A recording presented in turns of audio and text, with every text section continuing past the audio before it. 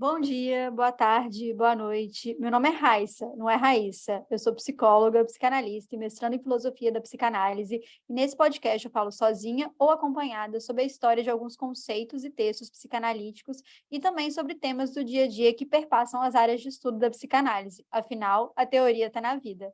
Sejam bem-vindos ao Só Ladeira Abaixo.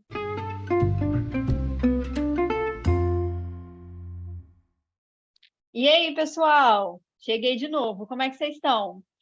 Então, estava sumida, né? Um tempo. A vida estava acontecendo e não deu para poder fazer a frequência do que eu estava imaginando. E é isso aí, né? Então, agora o podcast vai ser de 15 em 15 dias. E nessa volta, né, com tudo, eu estou aqui com o Marcos Donizete para poder falar de um tema que eu acho que em algum momento já passou pela cabeça da gente, né? Que no fim das contas ninguém quer ser completo. O Marcos é um ícone do Twitter, né? O famoso lá pelas threads interessantíssimas. Ele é psicólogo de orientação psicanalítica, acabou virando meu amigo aí no meio do caminho. E a gente estava conversando, né, sobre o que a gente poderia construir nessa questão da completude, porque muito do que é vendido, né, do que disseram para a gente, principalmente nos tempos atuais, que a gente tem muita dificuldade em lidar com a falta e com o mal-estar, sobre essa ideia de que é possível ser completo e que o bem-estar vai vir com isso, né? E é colocado o amor como muito nesse lugar, né? Na solução desse mal-estar. Então, quando tiver o amor, quando eu encontrar alguém, essa sensação estranha, essa angústia que eu não sei dizer muito bem sobre o que ela vai desaparecer. E a psicanálise trabalha com a falta, né? Então, nada melhor do que um psicanalista ainda lacaniano, né? Um psicólogo de orientação psicanalítica lacaniano, para poder falar sobre isso. Então, seja bem-vindo, Marcos. Obrigado, bom dia, boa tarde, boa noite aos ouvintes aí. Eu achei engraçado você falar ícone de Twitter, né? Então, sei lá, é a mesma coisa que ser rico no banco imobiliário, né? É isso Mas, mesmo. de qualquer forma, estamos aí. E a vida acontecendo, né? Não deixa a gente ficar lá fora brincando com as outras crianças, né? Uhum. Essa vida que insiste em acontecer. Sobre esse tópico aí, a gente quer ser completo, não quer ser completo, a gente pode ser completo, não pode ser completo. Eu já vou aqui lacanianamente pensar uma expressão que você usou enquanto introduziu o tema, que é algo que é vendido para a gente, né? A concepção de amor aí, o amor romântico, o amor que completa, a tampa da panela, a metade da laranja, etc. Eu acho que de forma mais ampla, ela nos é vendida porque a gente vive aí um sistema a nossa organização social, o modo de produção capitalista, já vou entrar aqui na militância, né? No limite nos vende fantasias, né? E o amor talvez seja a maior dessas fantasias, né? E é uma fantasia que eu acho que ela está presente desde sempre, porque existe uma fantasia não só no amor romântico, mas do amor parental também, e que a gente ama, né, os nossos pais a todo custo, e que os nossos pais amam a gente a todo custo, e que tudo em algum momento foi ótimo e foi completo. E a gente, né, se a gente for parar para pensar, em algum momento a gente já se sentiu assim. Então, tem um sentido a gente querer retornar por esse estado, porque a gente sabe que no primeiro narcisismo, né, que o Freud colocou lá, a gente se achava, né, o último pacote da bolacha e que era tudo para o outro. Papai e mamãe me amavam, eu era ótimo, mundo externo foda-se, e aí é isso, não existia mal-estar. Aí vem alguém e fura isso, graças a Deus, a gente entende que não dá para poder ficar se amando o tempo todo, e aí tem que se haver com esse negócio estranho, né? Que meus pais gostam de algo para além de mim, eu tenho falhas, meu Deus, que horror, e o que eu vou fazer com isso? E aí a gente fica o resto da vida buscando o tempo todo para quem que eu sou suficiente, né? Que é o herdeiro aí, se a gente for pensar mais para frente, na neurose, né? Uma pergunta que fica, para quem que eu sou suficiente? Para quem que eu sou suficiente? Eu já fui em algum momento. Que troço estranho é esse, né? Que vazio é esse?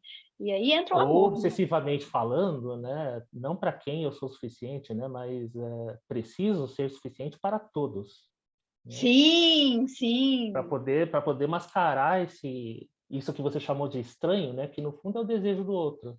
Aham. Nada é mais estranho para a gente do que o desejo do outro, né? E, no fundo, essa fantasia de completude, de retorno ao útero, basicamente, né? Ou ao momento, como que o pequeno reizinho, né? Que nós éramos enquanto bebês, eu não sei se a gente tenta efetivamente retornar a isso, né, inconscientemente falando, ou se a gente faz uso dessa fantasia justamente para mascarar o desejo do outro no presente, né? Sim, é verdade. Esse É uma mistério hipótese tão angustiante que é primeiro saber o que o outro deseja, ou que o outro deseja coisas que eu não entendo, e a partir daí ter que lidar com o meu próprio desejo, né? Me reconhecer faltante, isso é muito complicado. E um estranhamento, talvez, de que eu não vou, em hipótese alguma, em momento algum, ser tudo para o outro, né? Existe uma fantasia de que isso é possível em algum nível, né? Então eu vou fazer de tudo para que o outro me ame, e isso, né? Não tem como, porque não tem como tampar o buraco, né? Mas para ter esse lugar de ser especial, para ter esse lugar de que não, talvez ali não existisse um É o nosso mal-estar. maior sintoma, né? A tentativa de tamponar o desejo, eu adoro a palavra tamponar, né? De tamponar o desejo, de mascarar o desejo do outro, de sentir-se completo, de fazer-se completo, talvez seja o nosso maior sintoma. Não que o amor não seja um sintoma em si, tanto o amor, esse amor fantasiado da completude, quanto o amor que a gente vai provavelmente falar dele mais adiante aqui, mas o amor, um outro amor possível, né, digamos assim, também é um sintoma. O próprio eu é um sintoma, e tá tudo bem. Né? Tudo é um sintoma, se a gente for parar para pensar, né? A nossa É. existência é um grande sintoma, só que se a gente for analisar tudo e qualquer coisa, a gente não vive. Exato. Eu fiquei aqui pensando enquanto você falava que a gente podia introduzir um pouco dessa ideia do Édipo, né? Que tem muito, eu tenho visto muita gente falando, inclusive fazendo uma interpretação super concreta do Édipo, né? Desejo pela mamãe, ódio pelo papai. Que pode ser também, mas não necessariamente. Sim, mas não necessariamente, né? Eu acho que é importante a gente esclarecer para as pessoas aí que estão ouvindo a gente que Édipo, na verdade, é uma triangulação, né? Eu gosto muito de pensar, a analogia que eu faço para explicar isso é com um tablado de teatro. Né? Você já fez teatro? Já. Então. Nada melhor que uma grande histérica, um palquinho, né? Eu adoro. Você deve saber isso melhor do que eu, então. Num palco de teatro, a gente tem lá os lugares pré-determinados, né? Inclusive sobredeterminados, tem alguém que dirige a peça, a gente pode até extrapolar isso para a vida como um todo depois, né? Eu brinco que o processo de análise é uma tentativa de tomar o script da peça e pensar, não, peraí, eu não gostei disso aqui, eu vou riscar essa parte, né? Agir como legal, sujeito eu adorei. em relação ao próprio papel, né? Mas voltando, o palquinho, ele tem lá as marcações no chão, inclusive, né? As posições que os sujeitos devem ocupar, né? Então, quando eu penso em Édipo, eu penso muito nessas posições, de certa forma, sobredeterminadas. É uma triangulação, são 3 lugares e não indivíduos, eu acho que isso é muito importante a gente frisar também, e não pessoas, e não gêneros específicos. São indivíduos que ocupam funções, aí também funções de um jeito muito... não são pré-estipuladas, né? Talvez na cultura, né? Talvez inclusive na cultura ocidental, acho que tem que ter muito cuidado, antropologicamente falando, aí para não extrapolar o Édipo para além para além do momento em que ele foi criado, em que ele foi estruturado enquanto teoria, né? E é uma triangulação onde há um que faz par com o sujeito, né? Com o futuro sujeito, com o bebezinho, e um outro que vai mostrar para este bebê que esse par não é completo, para retomar o tema do nosso podcast hoje, né? E é interessante, inclusive, que este outro, esse terceiro, que ameaça a posição de par perfeito do bebê com a mamãe ou com a cuidadora, enfim, né? Não precisa ser um indivíduo. Ele pode ser um interesse da mãe, ou enfim, né? Dessa pessoa que ocupa o lugar ali de completude comigo. Pode ser um emprego dela, pode ser o time de futebol dela. Qualquer coisa que faça com que esse olhar não seja só para esse pseudo-sujeito, né? O desejo deste outro que me completa não é tão meu assim, né? E é a introdução da falta nesse circuito. E é o circuito que é essa operação que inaugura o sujeito. Né? Quando se percebe faltante, né? Quando se percebe faltante, ele também está apto a desejar, né? Ele vai precisar se haver com essa falta. E o que é muito difícil, né? Eu gosto muito, e aí aqui eu acho que é legal fazer uma distinção teórica, que para o Freud o Édipo acontece de uma maneira, para o Lacan, que vai revisitar isso, o Édipo vai acontecer de uma outra maneira, né? E a gente está aqui, não estamos dando uma aula, mas eu acho, para quem está escutando e quem gosta de psicanálise, é legal saber disso, e o Freud ele vai colocar como se fossem 3 tempos edípicos, né? O primeiro de 1 a 2 anos, o segundo de 2 a 4 anos, o terceiro de 4 a 6 anos. E no primeiro tempo, a gente tem corpo, né? Porque o que é o bebê? O bebê é um corpo. Ele é um negócio ali que precisa ser alimentado, que precisa ser cuidado para que sobreviva. E não existe palavra, né? Nesse primeiro momento, é uma coisa ali da oralidade, do bebê mamar. Verbo. Não existe o verbo. E ali a gente está falando de um negócio que é de qualidade, né? A gente não está falando de uma construção que vai ser uma característica desse segundo tempo, que já tem a criança de 2 a 4 anos, ela já tem uma noção de que existe um outro ali, um não já foi inserido. A criança de 2 anos, ela... Inclusive, é muito bonitinho, né? Você conviveu com criança que aprendeu o não, que recém aprendeu o não. É muito legal, né? É muito bonitinho. É muito bonitinho, porque ela, às vezes, ela também repete, e ela fala assim, ela não sabe muito bem do que ela tá falando, e ela fica no teste de realidade, né? Tipo assim, eu vou colocar esse dedinho na tomada aqui, quem vai falar que eu não posso? E fica olhando assim, né, pra figura, tipo, e aí, posso ou não posso, né? Aquela questão do controle, que é o que as pessoas colocam como uma função paterna, né? Que, como o Marcos falou, a gente não vai precisar de ser um pai, pode ser qualquer outra coisa que vai ocupar essa função.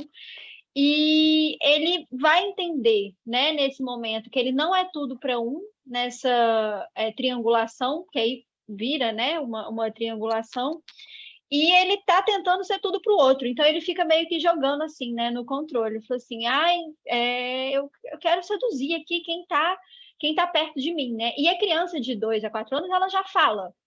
Ela não está num discurso propriamente dito, porque ela repete muito, né, do que ela está aprendendo a falar, o eu está começando a ser inserido ali, né? E aí a gente entra no terceiro tempo de 4 a 6 anos, que é quando a criança entende tempo.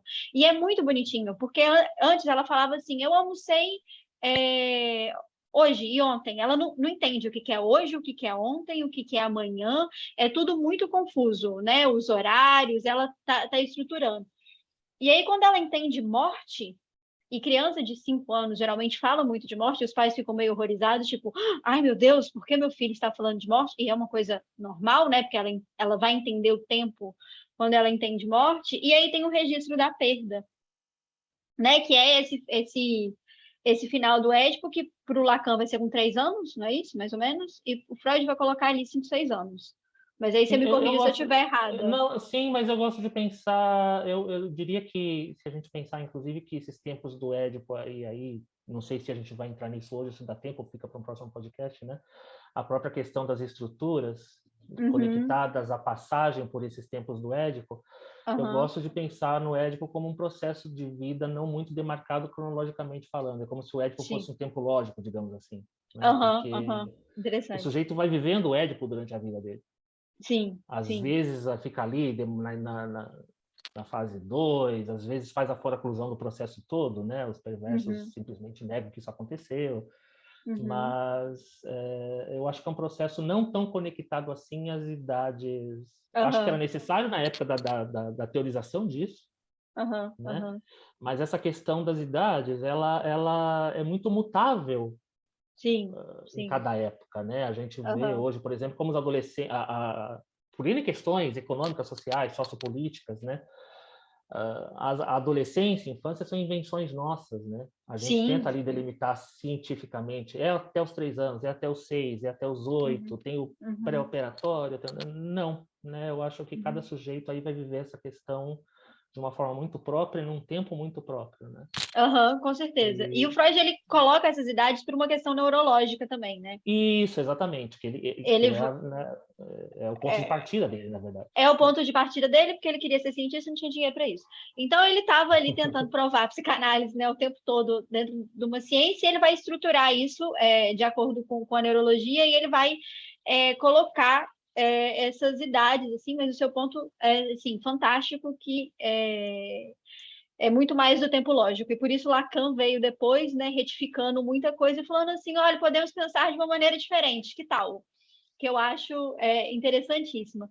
Mas a gente está falando de tudo isso para poder falar que em algum momento essa falta, né, esse registro de perda, ele é inscrito, né, na grande maioria dos sujeitos. Né? A gente tem noção de que a gente não é tudo para o outro e que a gente vai ter que buscar na vida maneiras, né, de seguir o que seria o nosso desejo, né? Que a gente nunca vai saber o que é, a gente só tem pista de onde ele leva a gente. Mas pode falar. Só pontuando essa coisa do sujeito, né? Fiquei pensando aqui na criança que se inaugura a partir do não. É quase como se o não para o bebezinho ali, que a gente citou, né? Que ele fica falando não para tudo. Você quer suco de laranja? Não. Você quer comer? Não. Você ama a mamãe? Não. Você ama o papai? Não. E em algumas crianças você vê até um prazer nisso. Eu gosto de pensar nesse não como uma espécie de sinônimo para essa criança. Que legal. É onde ele demarca, né? Você falou, esse bebê é um corpo, esse bebê, você até falou assim, né? Da fazer uma citação depois, né? O bebê é um negócio, né? Raissa, 2022. Mas esse momento em que, ao perceber a falta em si e ao demarcar a falta no outro, porque o não que você fala, é engraçado que a criança já perceba isso, o não que você fala já bota o outro para lidar com a falta dele, né? O outro se torna faltante quando eu nego, quando eu me posiciono aqui enquanto sujeito. E eu sinto que a criança vive, óbvio que não teorizando a esse ponto, né? É um processo muito ali inconsciente, mas a criança sente esse prazerzinho em demarcar o próprio lugar. É quando ela para de ser um negócio e vira, e é um corpo internalizado nela mesma. Olha, eu existo aqui como alguém que é diferente do outro, que pode botar o outro aí numa condição faltante também. E é muito legal quando eles começam a falar o eu, né? Isso. Como eu tenho uma inserido. anedota, inclusive, da minha análise, já que estamos aqui nos expondo, né? Eu pedi a colo, ali por um ano, entre 1 e 2 anos, eu acho. Vou perguntar para minha mãe depois. Eu pedi a colo dizendo, eu quero ir comigo. Que Eu dava os fofo! bracinhos assim, eu quero ir comigo. Eu acho Eu quero ir comigo! O meu analista riu horrores, né? Mas... Eu achei fantástico! E mais uma vez as crianças, elas entregam tudo. Eu quero ir comigo, era engraçado. Mas como o amor, o encontro amoroso, tanto fantasiado, tanto essa fantasia que é vendida, né, pelo zeitgeist, digamos assim, quanto o amor vivido individualmente, como é uma operação de jogo com a falta. A falta em mim, a falta no outro, o desejo que surge daí, o ser objeto ou causa de desejo do outro, né? A gente está sempre tentando equacionar as faltas, seja consciente ou não. Né? O amor é esse jogo de... Como que é mesmo? O Fordar, né? O Fordar. Você joga, né? Você joga e aí ele volta. Né? Eu lembro de uma amiga que dizia que lá pelos 5, 6 anos de idade, ela gostava de se esconder e ficar horas escondida para saber, para verificar se alguém iria procurar por ela. Né? Se não procurassem, ela voltava chorando 2, 3 horas depois. Eu estava escondida e vocês não foram me procurar. Uhum. E como o adulto faz isso, né, hoje em dia? Exatamente, por isso Ele tira por isso eu foto do lembrei. WhatsApp, né? Tipo assim, ai, vão perguntar por que que eu tirei a Você foto do deixou de me WhatsApp. seguir, né? Ou Aham, por fica que que vendo deixou de me ali, seguir? falando de WhatsApp, né? Você fica vendo ali o status, está online, mas não Uhum, está falando comigo. Como eu farei para ser notado? Eu vou curtir o Instagram da pessoa, ou uhum, vou dar um gelo nela para ver se ela me percebe, né? De uhum, novo, tudo em torno da falta. uhum. E é tudo muito infantil, né? No sentido de que, mesmo quando você trabalha com adulto, a psicanálise ela é essencialmente infantil. E talvez isso dê um mal-estar nas pessoas, né? Assim, como se A fosse uma coisa transferência ruim, infantil né? é um amor infantil por excelência, a transferência no Sim, setting, né? Todo amor é sim, transferência, mas especificamente a transferência com sim, os sim. pacientes, ela se dá mesmo quando tem ali um caráter romântico, erótico, o paciente que se apaixona pelo analista, etc. Tudo isso é muito infantil. Uhum, uhum. Porque você espera que o outro te dê, né? E é muito doido no início da análise, principalmente. Depois você vai desconstruindo isso com o tempo. Mas como você espera que o outro te dê as respostas sobre quem você é? E a gente espera isso quando a gente vai falar de astrologia, quando a gente vai numa taróloga e quando vai falar assim, nossa, o outro vai dizer de mim, graças a Deus, porque aí eu não estou sabendo o que fazer com isso, né? E é muito engraçado, porque o movimento do início da vida é o outro que diz sobre você, o outro que te nomeia, o outro que diz o que você vai vestir. E aí depois você tem que se haver com isso, né? A Fleabag tem uma fala que eu acho interessantíssima, acho que na segunda temporada, que ela tá com o padre, né? E ela tá confessando. E aí ela fala assim, eu só queria que falassem quem eu vou votar, o que que eu vou vestir, o que que eu tenho que fazer, o que que eu vou comer, porque eu acho que eu tô fazendo todas essas escolhas muito erradas, né? E é um momento de luto numa análise quando você se desfaz, né, em algum nível desse primeiro e segundo tempo do Édipo que o outro diz sobre você, e que aí você tem que haver, né, sobre tipo, isso eu quero mesmo? Eu quero tomar essa cerveja porque a minha mãe tomava, porque diz algo de minha familiar ou porque eu quero mesmo? Né? E eu dei o exemplo da cerveja porque é uma coisa relativamente banal, né? Mas se você parar para se questionar, a gente tá falando de amor e de falta e do que o outro diz o tempo todo. Eu gosto de pensar isso que você está colocando, inclusive trazendo o nome do episódio é Ninguém Quer Ser Completo, né? Se eu estou lembrado.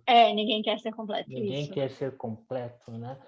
É um título spoiler já para o episódio, Uhum, porque você está dizendo aí, né, do outro que precisa dizer de mim, do outro que vai e no limite isso é completude, né? O outro, uhum, se eu encontro um outro que pode dizer de mim, histericamente falando aí, eu fez par, uhum, fez par, né? uhum, Mas e aí eu tô lembrando de novo, vou citar a minha análise aqui, né? Tô lá me apaixonando por uma moça, final da graduação, e já estudante de psicanálise, todo marrento, né? Porque agora eu sei do que acontece, o encontro amoroso, etc, etc. Agora eu não caio mais nessa, sabe? Aí a moça começou a mexer comigo, né? Aquele par do obsessivo com a histérica, etc, etc. E um dia eu tô lá muito puto no divã, dizendo, porra, isso é um engodo, na verdade.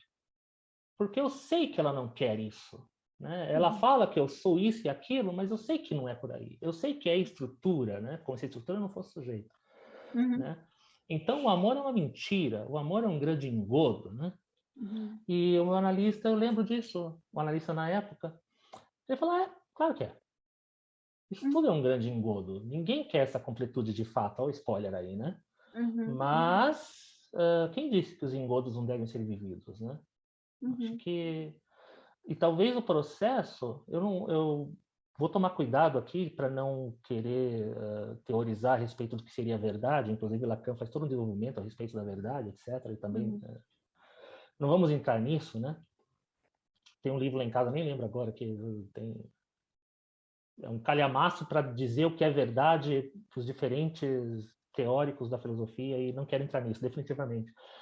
Mas eu acho que o processo do que leva ao encontro amoroso, digamos assim, a gente vai aprofundar isso melhor, ele é uma tentativa de lidar e de tratar com esse engodo, porque o que é vendido como amor romântico, e não estou dizendo que seja ruim, eu gosto do amor romântico, eu gosto dos romances, eu gosto da música pop. A fantasia ela é necessária. Isso, a fantasia é necessária.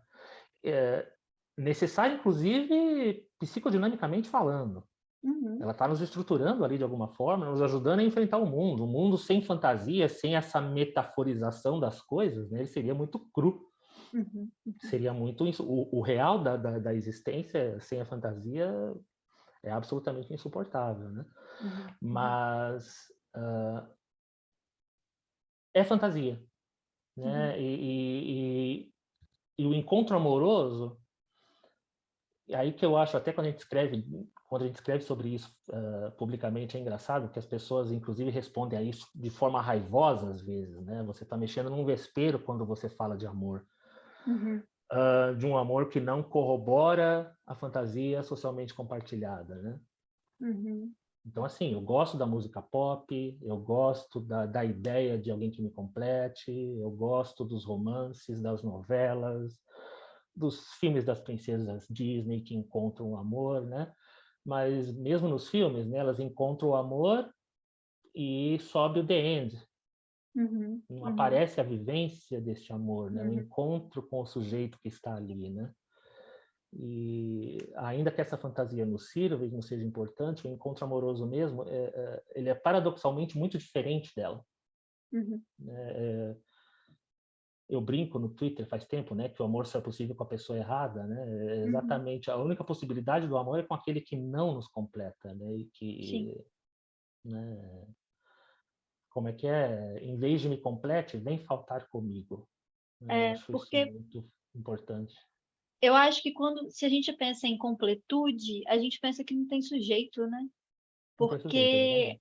a fantasia de que em algum momento a gente era completo, que estava tudo legal, né? Porque não tinha mundo externo, foda-se essa merda que não diz de mim.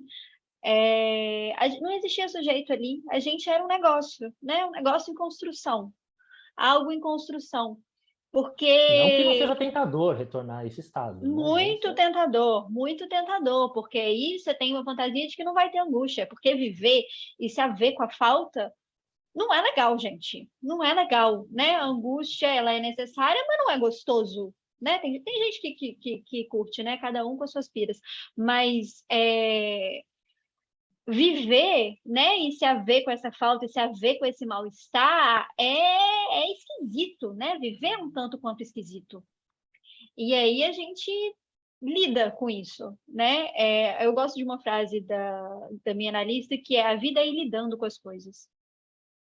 Porque a gente vai lidando, né? Da maneira que é possível, do jeito que dá, não do jeito ideal, mas eu gosto que a falta e aí esse desencontro e esse ruído, né, que é comum nos relacionamentos e que às vezes aparece muito, né, na queixa em análise, não, mas ele não sabe o que eu quero, ou eu estou dando tudo para essa pessoa e ela ainda assim não me retribui, né? E aí você vê o quanto que existe a queixa, que existe esse incômodo e que a pessoa continua ali. Você fala assim, então por que você está aí ainda, né? Porque diz desse jogo, né? Dessa dança, de que é se haver com esse negócio esquisito.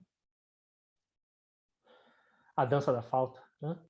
A dança da falta. Amar é dançar com a falta. Uhum. Você falou, inclusive, né, o neurótico quando chega ao divã, né, que muito frequentemente chega ao divã, estou falando dos obsessivos especificamente, que muito frequentemente chegam ao divã porque deram de cara com alguém que mostrou para eles que eles eram insuficientes, né? E é muito frequente esse paciente lá deitado dizendo: olha, eu dei tudo, eu fiz de tudo, né? E O essa que pessoa falta mais ainda não me ama. o que falta mais eu oferecer para que essa pessoa me ame? A pergunta direta às vezes, né? O que eu posso fazer para que o outro me ame, né? E eu sempre respondo: nada, né? Inclusive isso atordoa, né? Tem uma escadinha saindo do meu consultório assim na porta para subir para a rua. De vez em quando você vê a pessoa tropeçando depois da sessão. porque ela sai meio... ela sai Ai, que meio horrível, cambalhona. né? Eu confesso que eu me divirto às vezes. Com Mas certeza. é essa ideia de que eu tenho algo que irei oferecer para completar este outro, e o outro, a própria ideia de reciprocidade é muito perigosa, né? É como se houvesse uma quantidade de desejo, de amor mensurável que possa ser ofertada, e não faz sentido. Por isso que é engraçado, né? Parece, é como se tivesse... Eu sempre penso nos discursos como uma cebola. Né? Tem a casta mais externa, depois vai descendo até chegar ao centro da cebola, né? Como vai ficar essa citação, né? Os discursos são uma cebola, mas enfim. A gente, como é paradoxal isso, a gente joga socialmente com a ideia de amor romântico, com a ideia de completude ali como um discurso realmente desse outro com o qual eu vou me encaixar e fazer par, né? E no fundo só vai haver amor de fato na negação desse par, né? Porque como você falou, né? Para que, de certa forma, para que dois se tornem um, essa coisa meio que, inclusive, hoje me incomoda um pouco, fica meio simbiótica, né? O casal que vira uma coisa só, que às vezes vira, sei lá, tem até amigos que são, mas vou fazer essa crítica, sei lá, perfil de casal em rede social. Né? Ai, Você segue João e Maria, e você nunca sabe se você está falando com o João ou está falando com Maria, né? E o que que é um, o que Fica, que é outro, né? Não tem muita fica até individualidade difícil ali, talaricar, sabe? né? Você quer paquerar a Maria, mas pode estar falando com o João. Enfim, né? Prejudica as coisas. Mas para que dois se tornem um, nessa concepção romântica da coisa, fantasmática da coisa, fantasmática em termos de fantasia, né? Esses indivíduos eles precisam ceder muito, eles precisam, eu diria que abdicar da posição de sujeito mesmo, né? E definitivamente amor não é isso. O amor é eu diria que quando há encontro amoroso, você se vê diante dessa posição e com alguém com quem você pode ser radicalmente o sujeito que você é. Eu Sim. acho que é isso que diz do encontro amoroso de fato. Né? Porque também existe uma fantasia muito grande de que as pessoas criam uma idealização muito grande desse outro, né, com quem ela está se relacionando, e não para poder enxergar quem ele de fato é. Porque ela está se relacionando com a fantasia dela, né? O outro, ele está ali cumprindo... Como que chama o filme, né? Alguém tem que ceder? Não Né? Com conheço. Jack Nicholson. Jack Nicholson, eu não estou lembrando o nome Acho que é a atriz de Mary About You, que fez par com ele nesse filme, mas alguém tem que ceder. Tem essa concepção. Eu acho que vou puxar pelo que você está falando, né? A gente, no campo das idealizações, acho que é essa a questão, no campo da fantasia, o outro que me completa, ele está pré-determinado na minha fantasia. Sou eu que determino quem é isso. Faz sentido, né? Se você pensar, estou aqui pensando alto, mas se você pensar numa incompletude como se fossem duas peças de um quebra-cabeças, né? Eu que preciso ser amado, que preciso estar completo junto do outro, supondo que eu seja uma peça de quebra-cabeças, eu tenho ali as minhas ranhuras próprias, o meu encaixe próprio. Para estar completo, eu preciso de uma peça que encaixe exatamente aí. Né? E eu vou ao mundo buscando essa peça. É a forminha, né? É uma forma para o sujeito, um determinado formato de sujeito, que aí eu fico lá supondo os gostos musicais desse sujeito, os valores dele, em quem ele vota. Tudo bem que em quem ele vota é importante mesmo hoje em dia, né? É bom saber. É bom Mas, dizer. é uma forma desse outro ideal para mim que vai me completar, corroborando o que você está falando, né? E é uma forma muito injusta e difícil para quem está ali tentando o encontro amoroso comigo, porque ele vai ter que se encaixar numa posição em que voltando para o quebra-cabeças, né? Tentar o outro é uma peça radicalmente diferente. Né? E aí eu vou tentar tento alguém por alguém na forma ali, não cabe, né? Não cabe.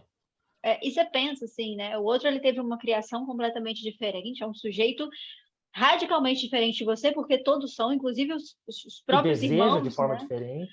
Que deseja de forma diferente, que pensa, né? Que vive de uma forma muito diferente. E o relacionamento é muito de você, né? Não existe um ideal, cada um faz o que é possível, mas também, talvez o encontro amoroso, ele seja da compreensão de que esse sujeito ele é radicalmente diferente de mim, existe uma escolha de querer estar ali, né? Porque incomoda e não é legal sempre, às vezes você tá puto com o outro, às vezes você tá muito feliz com o outro, e é um negócio que eu falo assim, eu amo você, mas hoje eu não gosto muito, mas calma que isso também diz de mim, porque é algo você que tá incomodando em mim, né? Deixa eu tentar entender um pouco isso, mas que nunca vai ser essa peça do quebra-cabeça que vai completar, né?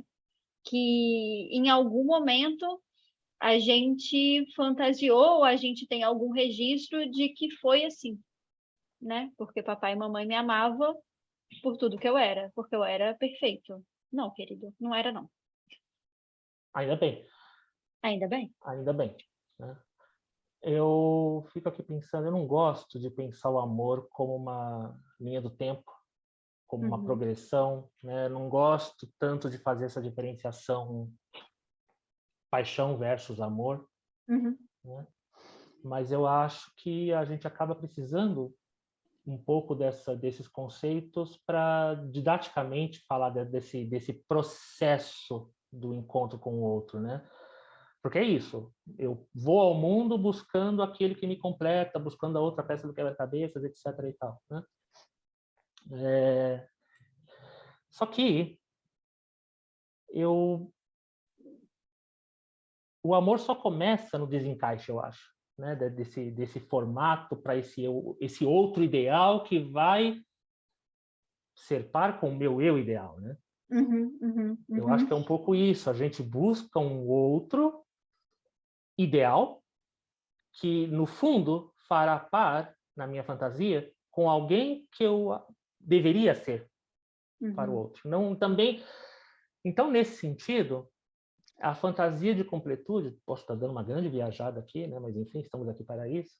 Essa fantasia de completude, ela é uma negação de si mesmo. Sim, eu concordo em gênero, número e grau. É uma aposta no eu ideal, não é uma aposta no sujeito aqui também que ama, né? Que vai encontrar o outro. Sim, porque você também pensa que é o que você falou, né? O eu ideal com o outro ideal. Então, vai ser tudo como no script, né?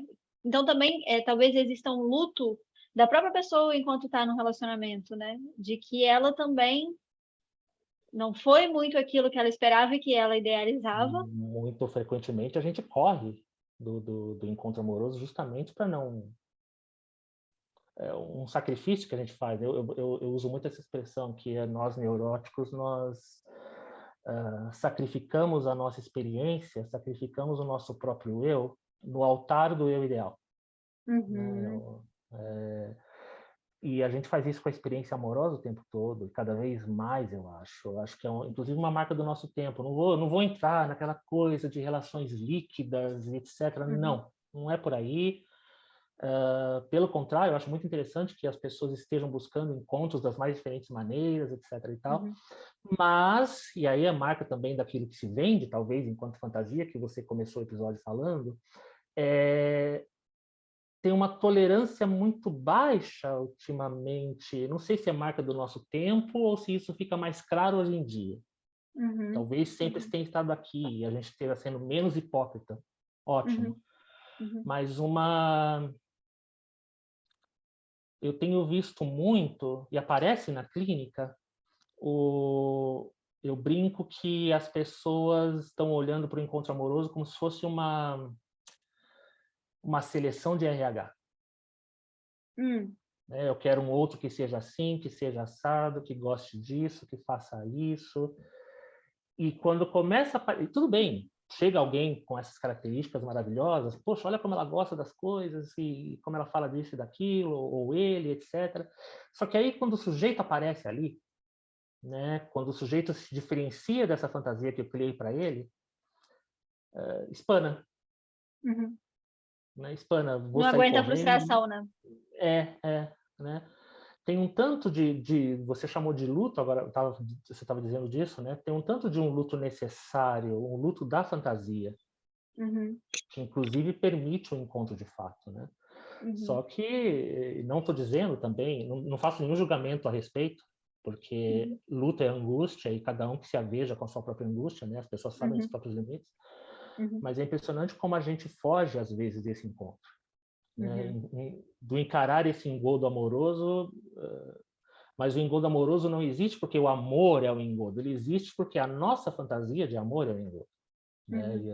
E a gente precisa enfrentar isso, só que é muito difícil mesmo, a gente corre, né? Eu lembro, você gosta de Seinfeld? Não assisti. Um erro Não de assistiu caráter, eu Seinfeld? sei. O Seinfeld tem muita coisa assim, pô, ela é perfeita para mim, mas a mão dela é muito grande, então não vai rolar. Né? Ela é perfeita para mim, mas ela só tem vestidos vermelhos, né? Então, Ou trazendo algo muito mais assim, fulano discordou de mim, no sentido de que somos diferentes, né? E aí, assim, é claro, que bom que discordou de você, que bom que não é como você esperava. É claro que existe um limite, né? Eu não estou falando de algo muito drástico, de algo que fira, né? O que a pessoa considera o próprio limite, mas essas discordâncias, né? Porque é muito assim, ai, fulano pensa igual a mim. Nossa, nós somos muito parecidos, concordamos em tudo. Um tanto quanto narcísico, né? só um pouco. Só um pouco, quase nada. Porque é uma coisa da diferença, né? E de que o outro vai pensar diferente, e você fala assim, não, mas o que te fez pensar diferente assim? Qual é a sua linha de raciocínio? Porque a minha é completamente diferente, deixa eu entender isso. E aí tem uma estranheza que eu acho fascinante, que eu falo assim, ai, que legal, né? O outro é estranho de uma maneira completamente diferente do que como eu sou estranha. E dessas discordâncias, né? E desse diferente, tem algo muito que pode ser muito sedutor, né? Também. Porque o igual, o que é a mesma coisa, o que é muito previsível, é chato. Não acha, não? Eu diria que eu tenho uma anedota, né, que eu descobri, eu fui descobrindo com o tempo e também depois de uns anos de análise aí, que eu me interesso muito por pessoas absolutamente diferentes de mim. Claro que dentro de certos limites, como você falou, né, porque existem valores, né, coisas que a gente não consegue abrir mão de fato e nem pode. Por outro lado, eu acho engraçado quando eu vejo, porque nosso gosto musical é idêntico, a gente pensa parecido, né? Eu fui um dia na casa de uma tia, eu acho, uma tia, tomara que ela não ouça podcast, uma tia evangélica, e tinha lá na geladeira dela mandamentos para uma família feliz. Né? Não estou dizendo Ai, que que as pessoas chato, nada contra. Tá, você já julgou, né? Então, não posso falar, que chato, né? Mas não quero nem entrar no mérito da fé e dos valores religiosos, né? Mas mandamentos para a família feliz, e um deles lá tinha, sei lá, 10 coisas, algumas até faziam algum sentido, mas uma me revoltou quando eu vi que era igualdade de pensamentos. Né? Aí eu fiquei pensando, mas poxa, eu já sei quem eu sou, por que eu preciso me ver espelhado, né? Essa dimensão narcísica do amor aí, não que não seja um bom ponto de partida. Caramba, ela conhece esse autor, né? Poxa, ela gostou da série tal, que legal. Há uma identificação aí, infantil, inclusive, né? Narcísica infantil, primária, uma identificação necessária, às vezes, para o start da conversa, né? Mas no decorrer do tempo, se tudo deu certo, e para que as coisas não fiquem realmente chatas e insuportáveis, eu preciso estar diante de um sujeito radicalmente diferente de mim. Eu vou, aliás, invariavelmente, por mais que existam os pontos de intersecção, né, entre os gostos e ideias, eu invariavelmente vou estar diante de um outro que é radicalmente diferente de mim. Só que é muito fácil falar isso em teoria. Sim. Na hora do encontro, o buraco é mais embaixo, né? Mas eu diria que o grande desafio do amor é exatamente sobreviver a este momento de passagem, digamos assim, né, dessa posição narcísica de identificação infantil, inclusive, para o outro é diferente, eu sou diferente, nós somos desejantes, radicalmente desejantes e faltantes, né? Daí Sim, o vem faltar comigo lá. E existe uma falta, né? Dessa questão da falta, é que de você olhar para a sua própria falta, né? O amor, ele permite que você olhe para a sua própria falta e, igual você falou, né? Na teoria é muito fácil falar, mas isso é muito difícil. Isso é muito difícil, olhar para a própria falta e Essa ver, né? autodescoberta. E aí vendem, né, que o autoconhecimento é muito legal. É horrível, gente. Não é legal, não. É necessário, né? Podemos pensar assim, para quem quiser. Mas não é uma experiência agradável, né? Porque você se descobre todo perebento psiquicamente. E aí bate com aquele ideal, né? Tipo assim, que, né? Nossa, eu queria ser assim. Aí eu olho no espelho e falo assim, ai, cheio de pereba, que horror. E eu falo assim, bom, eu sou isso aqui, né? Que delícia e Todos que somos horror. Dorian Gray psiquicamente, né? Eu gostei do perebento psíquico. É, nós somos perebentos, e a gente olha para isso, e às vezes, né, é muito comum no discurso de quem estuda psicologia e psicanálise que fala isso, né? Ai, precisa ser, ai, precisa. Mas difícil, é difícil pra caramba fazer isso. No discurso é bonito, é ideal também, mas se Se fosse fácil, reconhecer. nós não teríamos emprego, né? Eu Tem podia, isso também. faço um workshop de 2 semanas com o paciente, explico para ele que deveria ser. Uhum. Uma coisa que você falou uma vez no Twitter, que ficou muito na minha cabeça, que talvez o processo de análise ele seja você se assumir muito mais, às vezes, como cretino, né, mesmo. Ah, não é o que a sociedade quer, né, mas de fato é o que eu sou um pouco cretino às vezes. Sou um pouco E perebento. sou um pouco perebento. E assim, não é legal, as pessoas vão começar a apontar, ai, essa terapia não tá legal, né? Não acho que você está melhorando enquanto ser humano, né? A sua marca pessoal não está ficando melhor. Mas pelo menos você é mais fiel a quem você é, né? Porque a gente não é esse negócio engomadinho, né? Que usa sapatênis e é candidato do Partido Novo. Como diz lá o Lacan, a única traição verdadeiramente possível é a do próprio desejo, né? Uhum, uhum, É essa uhum, que a gente não pode abdicar de forma alguma, é a traição máxima, né? uhum. E saber um pouco do que. E aí, saindo um pouco do campo amoroso romanticamente, levando para família, né? Ou para os cuidadores, que foram os nossos primeiros amores ou primeiros ódios aí, né? Então, muitas vezes os dois. Os dois, porque é uma É, coisa só, né? É o mesmo é, afeto. é o mesmo afeto, é a mesma carga, né? Uhum. O psíquico ele não entende qualidade ainda, né? Ele entende descarga. É que A o gente só Freud odeia fala, quem a né? gente ama. Físico. Uhum, uhum, uhum. E o desprezo, né? É o que talvez seja o oposto, né? A indiferença. Mas o amor e o ódio, eles estão ali coladinho, que é difícil. Mas às vezes a gente também segue muito o que essas figuras desejaram para gente, né? E a gente nem se dá conta. Ai, por que que eu escolhi talvez essa profissão e agora eu estou me dando conta que não é muito isso. Tem uma sensação de traição, né? De que eu não fui completo, eu não fui perfeito, eu não fui o que esperavam de mim. E isso é muito difícil, isso é muito, muito, muito doido, porque a gente está falando de completude também, de um ideal de completude. Porque desejaram tanta coisa para gente, deram um nome para gente, imaginaram, e romper isso é muito difícil, e romper o que a gente tem idealizado dessas figuras também, né? Que a gente idealiza pai e mãe, no caso. Vou colocar aqui como pai e mãe, vocês entendam aí como figura materna e figura paterna, de ver que eles são seres humanos, que não fazem a menor ideia do que estão fazendo. Minha mãe uma vez me falou assim para mim quando eu era adolescente, me marcou muito. Ela falou assim: eu tô Ano aprendendo a ser passado, né, mãe. Raíssa? Ano passado, tem poucos dias.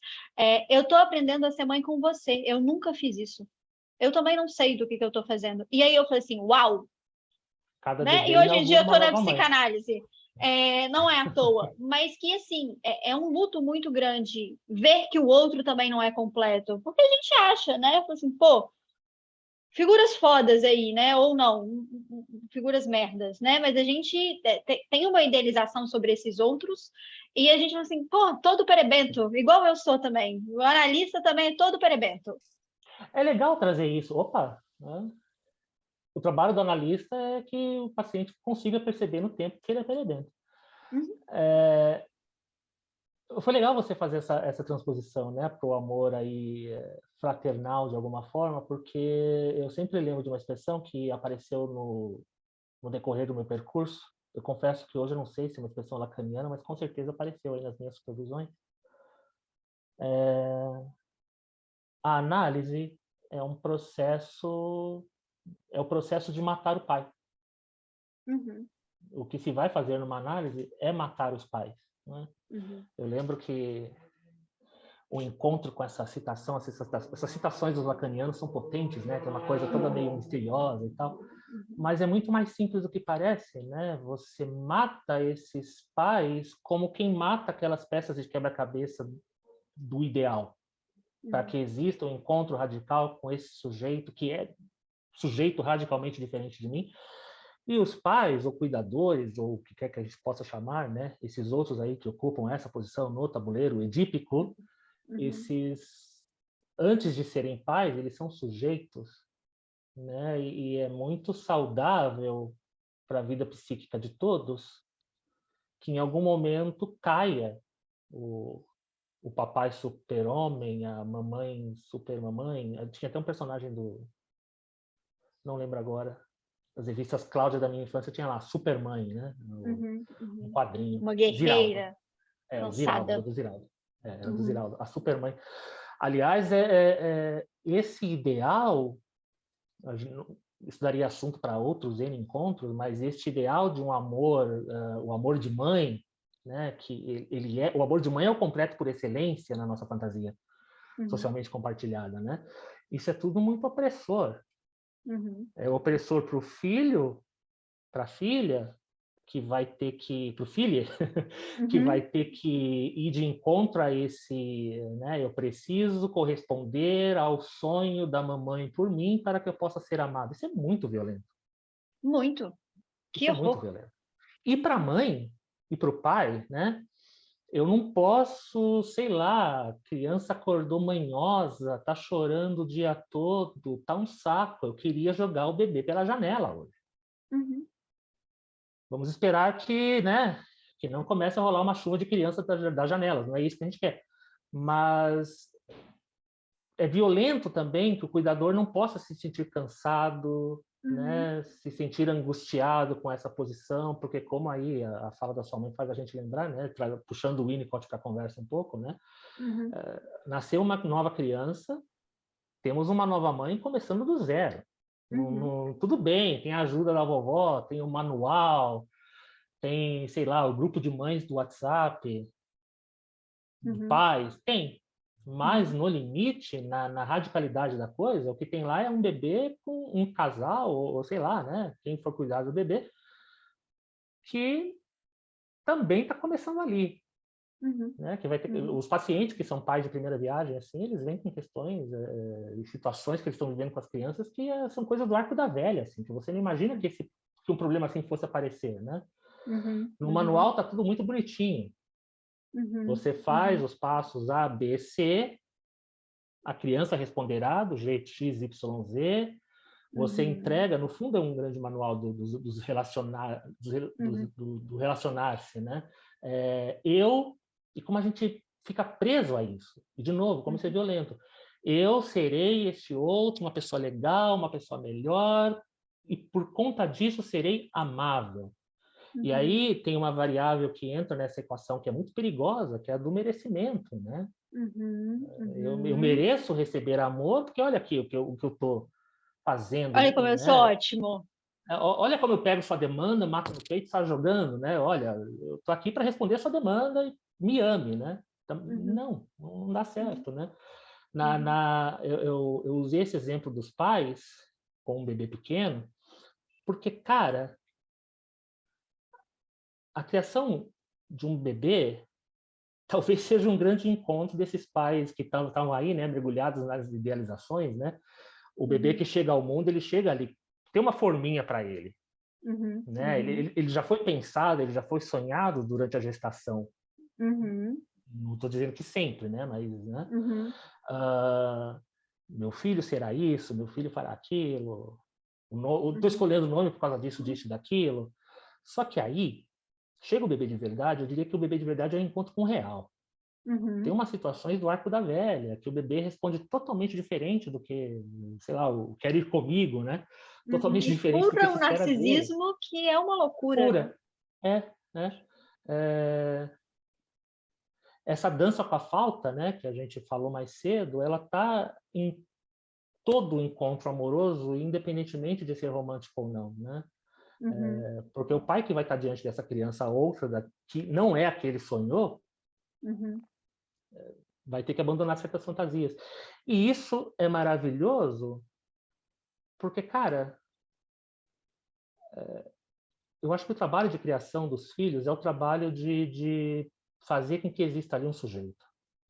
É óbvio que isso não é tão claro, é óbvio que a gente...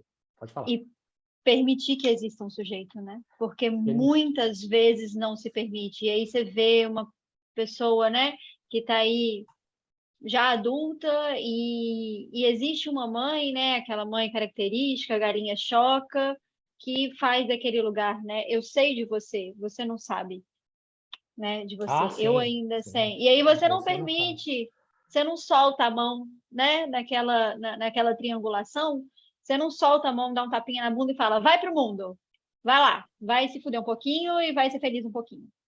Não que seja fácil também, né? Não é. Não que seja fácil também. Porque é uma posição muito gostosa. Você ser adorada, você ser amada. É da completude. E aí a psicanálise, eu acho que ela vem muito tipo assim, eu vou furar isso aqui, né? Deixa vazar um pouco. Deixa vazar um pouco esse narcisismo. Vamos lidar com o resto da coisa, né? Com o oposto dessa completude e de que não vai ser esse negócio redondinho. Não é bom que seja, né? E quem sou eu para poder falar o que é bom, mas talvez não seja muito angustiante ser redondinho, seja muito angustiante ser rígido, corresponder a esse ideal de completude. Eu sempre penso em termos econômicos, né? O quanto custa. O quanto custa tentar entregar ao outro algo que de fato ele nem pediu. O amar é dar o que não se tem a quem não pediu, né? Trazendo Lacan para a conversa de novo. De novo, uma citação que parece super misteriosa e hermética, etc. Mas não, né? É dar o que não se tem para quem não pediu, porque não existe outro jeito. Esse é o ponto. Né? E é libertador escapar disso via...